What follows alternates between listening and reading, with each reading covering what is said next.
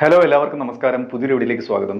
ഞാനിന്ന് ഈ വീഡിയോയിലൂടെ പോസ്റ്റ് കെയ്നീഷ്യൻ സ്കൂളും ന്യൂ കെയ്നീഷ്യൻ സ്കൂളും തമ്മിലുള്ള വ്യത്യാസമാണ് പറയാൻ പോകുന്നത്. ഇവ രണ്ടും അടിസ്ഥാനപരമായി ഒന്നാണെങ്കിലും ഇവയുടെ അപ്രോച്ചസിൽ ചില വ്യത്യാസങ്ങൾ വരുന്നുണ്ട്. അവ തമ്മിലുള്ള ഡിഫറൻസസ് ആണ് ഞാൻ ഈ വീഡിയോയിലൂടെ പറയാൻ പോകുന്നത്. ഓക്കെ, നമുക്ക് വീഡിയോയിലേക്ക് കിടക്കാം. New Keynesian versus post Keynesian school. ഞാൻ ഇൻട്രൊഡക്ഷനിൽ പറഞ്ഞ പോലെ the new Keynesian and post Keynesian schools are two distinct branches of economic thoughts that have evolved from the ideas of John Maynard Keynes. അതായത് ജെയിം കെയ്ൻസിൻ്റെ ഐഡിയയിൽ നിന്നാണ് ഈ രണ്ട് സ്കൂൾ ഓഫ് തോട്ടും വന്നിരിക്കുന്നത്. But they differ significantly in there approaches. അവിടെ അപ്രോച്ചസിലും മെത്തഡോളജീസിലും and conclusions ഈ കാര്യങ്ങളിലൊക്കെ ചെറിയ വ്യത്യാസം ഉണ്ടെന്നേ ഉള്ളൂ. അതൊക്കെയാണ് ഞാൻ പറയാൻ പോണത്. ഇനി നമുക്ക് ന്യൂ കെയ്നീഷ്യൻ എക്കണോമിക്സിൻ്റെ ഒരു ബേസ് നോക്കാം. New Keynesian economics emerged in the 1970s and 1980s. അതായത് 1970കളിലും 80കളിലും ആണ് ഇത് എമർജ് ആയിട്ടുള്ളത്, ഉരുത്തിരിഞ്ഞ് വന്നിട്ടുള്ളത്. As a response to the perceived limitations of classical Keynesian economics. അതായത് ക്ലാസിക്കൽ കെയ്നീഷ്യൻ എക്കണോമിക്സിൽ ചില ലിമിറ്റേഷൻസ് ഉണ്ടായിരുന്നു. അതിനെ തരണം ചെയ്തുകൊണ്ടാണ് ആ ലിമിറ്റേഷൻസ് എല്ലാം മാറ്റിക്കൊണ്ടാണ് ഇത് വന്നത്. Particularly in addressing issues of inflation and stagflation. ഇൻഫ്ലേഷനും സ്റ്റാഗ്ഫ്ലേഷനും അഡ്രസ്സ് ചെയ്യുന്നതിലുള്ള ചില പരിമിതികൾ തരണം ചെയ്തുകൊണ്ടാണ് ന്യൂ കെയ്നീഷ്യൻ എക്കണോമിക്സ് ഉദയം ചെയ്തത്. ഇവ തമ്മിലുള്ള വ്യത്യാസം നോക്കുന്നതിന് മുമ്പ് നമുക്ക് ഇവ രണ്ടിൻ്റെയും ചില കീ ആസ്പെക്ട്സ് നോക്കാം. നമുക്ക് ആദ്യം key aspects of new Keynesian thought നോക്കാം. അതിൽ വരുന്നത് ഒന്നാമത്തത് മൈക്രോ ഫൗണ്ടേഷനാണ്. അത് മൈക്രോ എക്കണോമിക്സ് ആണ് ഇതിൻ്റെ ഫൗണ്ടേഷൻ എന്ന് പറയുന്നത്. മാക്രോ എക്കണോമിക്സ് തിയറി ആണെങ്കിലും മൈക്രോ എക്കണോമിക്സിൽ അടിസ്ഥാനപരമായി മൈക്രോ എക്കണോമിക്സിൽ നിന്നാണ് വരുന്നത്. അത് നോക്കാം. New Keynesians emphasize the importance of basic macroeconomic models on solid microeconomic foundations. ഞാൻ പറഞ്ഞ പോലെ they aim to explain macroeconomic phenomena using models of individual behavior and rational expectation. അതായത് മൈക്രോ എക്കണോമിക്സിൽ വരുന്ന ഇൻഡിവിജ്വൽ ബിഹേവിയർ, റാഷണൽ എക്സ്പെക്ടേഷൻ, ഇതൊക്കെ മൈക്രോയിൽ വരുന്നതാണ്. ഇതിൻ്റെ ബേസിലാണ് ഇത് ചിട്ടപ്പെടുത്തിയിരിക്കുന്നത്. ഇതാണ് ന്യൂ കെയ്നീഷ്യൻ തോട്ട് വരുന്നത്. അടുത്തതെന്ന് പറയുന്നത് പ്രൈസ് ആൻഡ് വേജ് റിജിഡിറ്റിയാണ്. പ്രൈസും വേജും ഒന്നും പെട്ടെന്ന് വേരി ചെയ്യാതെ റിജിഡായിട്ട് നിൽക്കുന്നുള്ള കോൺസെപ്റ്റാണ് ന്യൂ കെയ്നീഷ്യൻസിൽ പറയുന്നത്. New Keynesians introduce the concept of sticky price and wages, meaning that price and wages do not adjust immediately to changes in economic conditions. Economic കണ്ടീഷൻസിനനുസരിച്ച് പെട്ടെന്ന് വേരി ചെയ്യില്ലേ വേണം. This rigidity can lead to short term no neutrality of money. ഇത് short time ആയിട്ടുള്ള ഒരു money neutrality, അതായത് money non ന്യൂട്രാലിറ്റിയിലേക്ക് നയിക്കുന്നതാണ്. And can explain why markets do not always clear. പിന്നെ ഇതിൽ നമുക്ക് എന്തുകൊണ്ടാണ് മാർക്കറ്റ് എപ്പോഴും ക്ലിയർ ആവാത്തത് എന്നതും നമുക്ക് മനസ്സിലാക്കാം. ഇതൊക്കെ പ്രൈസും വേജസും റിജിഡായിട്ട് നിൽക്കുന്നത് കൊണ്ട്. Resulting in unemployment and output gaps. ഇത് മുഖാന്തരം അൺഎംപ്ലോയ്മെൻറ്റ് ഉണ്ടാകുന്നു ആൻഡ് ഔട്ട്പുട്ട് ഗ്യാപ്സ് ഇവയൊക്കെ ഉണ്ടാകുന്നു. ഞാൻ തൊട്ട് മുമ്പ് പറഞ്ഞ മാർക്കറ്റ് ഇംപെർഫെക്ഷൻസ് മറ്റൊരു കീ എലമെൻ്റായിട്ട് എടുത്ത് പറഞ്ഞിരിക്കുകയാണ്. New Keynesian models often include various market imperfections such as monopolistic competition പോലുള്ള മാർക്കറ്റ് ഇംപെർഫെക്ഷൻസ് ആൻഡ് മെനു കോസ്റ്റിനെ പറ്റി വീഡിയോ ഇട്ടുണ്ട്, ലിങ്ക് വരെയിട്ടേക്കാം, അത് ക്ലിക്ക് ചെയ്ത് അത് കാണാവുന്നതാണ്. Which help explain why prices are sticky. അതിൽ എന്തുകൊണ്ടാണ് പ്രൈസസ് സ്റ്റിക്കിയായി നിൽക്കുന്നതാണ് അതിൽ പറയുന്നത്. ഓക്കെ, ഇത് മറ്റൊരു കീ എലമെൻ്റാണ്. ഇതിൽ വരുന്ന മറ്റൊരു കീ എലമെൻ്റാണ് പോളിസി ഇംപ്ലിക്കേഷൻസ് എന്ന് പറയും. അതായത് new Keynesians generally support the use of monetary and fiscal policy to stabilise the economy. അതായത് എക്കോണമിയെ സ്റ്റെബിലൈസ് ചെയ്യുന്നതിന് മോണിറ്ററി ആൻഡ് ഫിസിക്കൽ പോളിസിയുടെ ആവശ്യകത ഇതിൽ പറയുന്നുണ്ട്. They argue that due to price and wages stickiness. ഞാൻ നേരത്തെ പറഞ്ഞില്ലേ പ്രൈസും വേജസും സ്റ്റിക്കിയായിട്ട് നിൽക്കുമെന്ന്. അപ്പോൾ അതുകൊണ്ട് the economy can experience prolonged periods of unemployment or inflation. അത് ഞാൻ പറഞ്ഞു കഴിഞ്ഞു. ഇങ്ങനെ സ്റ്റിക്കിയായിട്ട് നിന്നാൽ ഒരു ദീർഘകാലത്തെ അൺഎംപ്ലോയ്മെൻറ്റ്, ഇൻഫ്ലേഷൻ ഇവയ്ക്ക് കാരണമാകും. Which can be mitigated by active policy interventions. അതായത് ഇതൊക്കെ നല്ല ആക്റ്റീവായിട്ടുള്ള പോളിസികൾ, നല്ല പോളിസി മുന്നോട്ട് വെച്ചിട്ട് അതിലൂടെ മാത്രമേ ഇത് കുറയ്ക്കാൻ പറ്റത്തുള്ളൂ, മിറ്റിഗേറ്റ് ചെയ്യാൻ പറ്റത്തുള്ളൂ. ഇനി നമുക്ക് പോസ്റ്റ് കെയ്നീഷ്യൻ എക്കണോമിക്സ് നോക്കാം. On the other hand it developed as a more radical continuation of Keynes original ideas. അതായത് കെയ്ൻസിൻ്റെ ഒറിജിനൽ ഐഡിയാസിൻ്റെ അതിൻ്റെ കേന്ദ്ര ഭാഗത്തു നിന്നാണ് ഇത് വന്നിട്ടുള്ളത്. ഇത് പോസ്റ്റ് കെയ്നീഷ്യൻ തോട്ട് വന്നിട്ടുള്ളത്.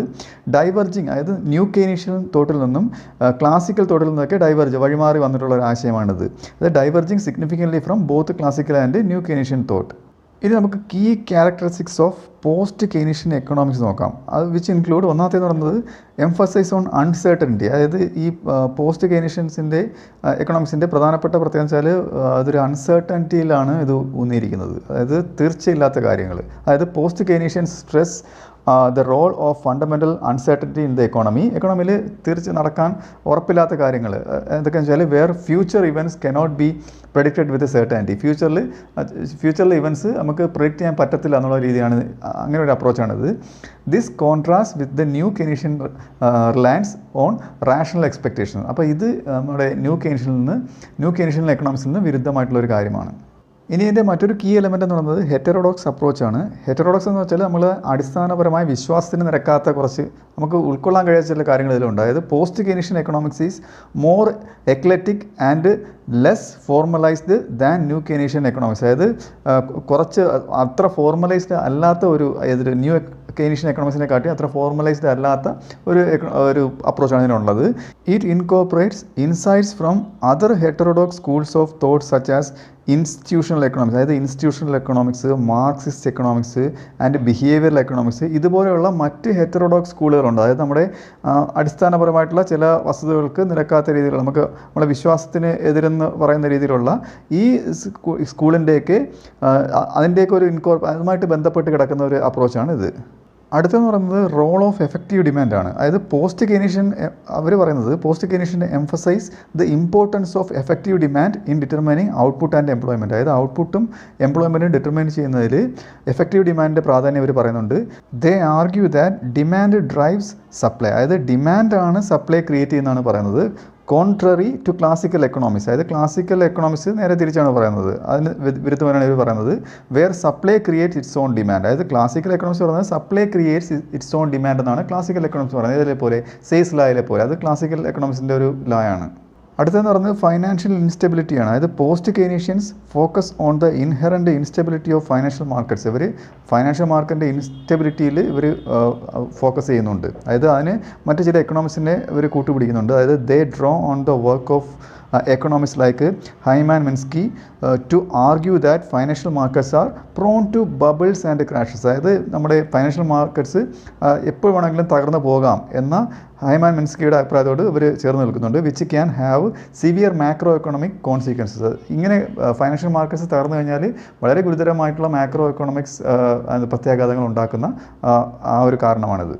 ഇനി പോസ്റ്റ് കെയ്നീഷ്യൻസിൻ്റെ മറ്റൊരു കീ എലമെൻ്റ് എന്നുള്ളത് ഇൻകം ഡിസ്ട്രിബ്യൂഷനാണുള്ളത്. അതായത് post Keynesians pay close attention to issues of income distribution and its impact on economic outcomes. അതായത് എക്കണോമിയിലുള്ള ആ ഇൻകം ഡിസ്ട്രിബ്യൂഷൻസിൻ്റെ ഇമ്പാക്റ്റിനെ പറ്റി പറയുന്നുണ്ട്. They argue that inequality can lead to under consumption and economic instability. അതായത് inequality in distribution of income ആണ് ഉദ്ദേശിച്ചത് കേട്ടോ. അത് under consumption and economic instability, അതായത് എക്കണോമിക് ഇൻസ്റ്റെബിലിറ്റിയിലേക്കും അണ്ടർ കൺസംഷനിലേക്കും ഇത് നയിക്കുമെന്നാണ് പറയുന്നത്. ഇനി നമുക്ക് ഇവരുടെ പോളിസി ഇംപ്ലിക്കേഷൻസ് നോക്കാം. Post Keynesians are generally more sceptical of the effectiveness of monetary policy. അതായത് ഇവർ കൂടുതൽ കോൺസെൻട്രേറ്റ് ചെയ്യുന്നുണ്ട് ഏതിലാണ് എഫക്റ്റീവ്നെസ് ഓഫ് മോണിറ്ററി പോളിസിയിൽ. And place greater emphasise on the role of fiscal policy. അത് ഫിസ്ക്കൽ പോളിസിയുടെ റോളിലും കൂടുതൽ എംഫസൈസ് ചെയ്യുന്നുണ്ട്.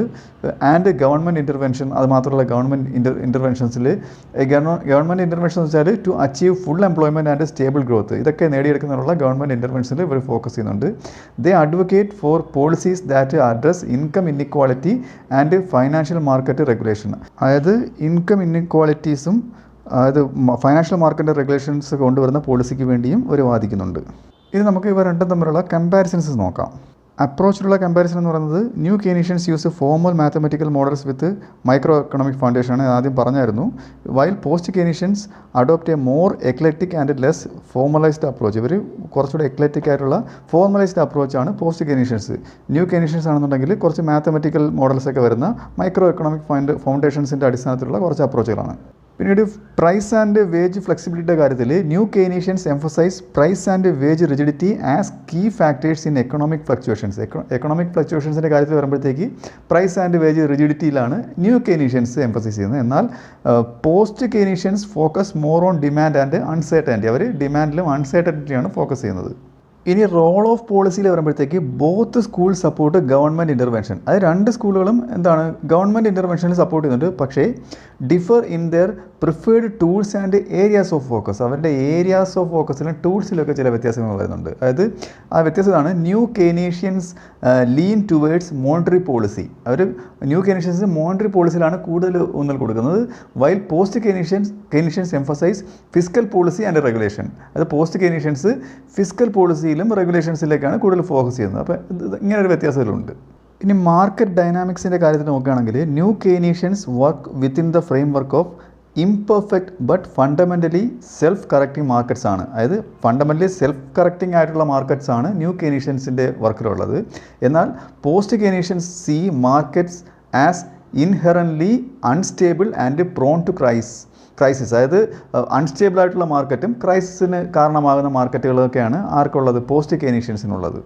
ഇനി നമുക്കിത് ഇങ്ങനെ സമ്മറൈസ് ചെയ്യാം. In summary, while both schools are rooted in Keynesian thought, അതായത് രണ്ട് സ്കൂൾസും കെയ്നീഷ്യൻ തോട്ടിൽ നിന്നാണ് ഉദയം ചെയ്തിട്ടുള്ളത്. And support the idea of government intervention in the economy. ഇവ രണ്ടും എന്താണ് എക്കോണമിയിൽ ഗവൺമെൻറ് ഇടപെടലിനെ സപ്പോർട്ട് ചെയ്യുന്നുമുണ്ട്. ഓക്കെ, പക്ഷേ ദേ ഡൈവേർജ് സിഗ്നിഫിക്കൻ്റ്ലി. ഇവ വഴിമാറി പോകുന്നത് എവിടെയൊക്കെയാണ്? In their methodology. അവർ മെത്തഡോളജിയിൽ വഴിമാറി പോകുന്നുണ്ട്. തിയററ്റിക്കൽ ഫൗണ്ടേഷൻസിൽ മാറിപ്പോകുന്നുണ്ട്. ആൻഡ് പോളിസി റെക്കമെൻഡേഷൻസ്, ഏതൊക്കെ ഞാൻ നേരത്തെ പറഞ്ഞ ഫിസ്ക്കൽ പോളിസി, മോണിറ്ററി പോളിസി, ഇങ്ങനെയുള്ള മാറ്റങ്ങളിലൊക്കെ ഇത് വഴിമാറി പോകുന്നുണ്ട് എന്നാണ് പറയുന്നത്. അപ്പോൾ ഈ വീഡിയോ നിങ്ങൾക്ക് മനസ്സിലായെന്ന് വിശ്വസിക്കുന്നു. അടുത്ത വീഡിയോയിലൂടെ മറ്റൊരു വിഷയമായി വീണ്ടും കാണാം.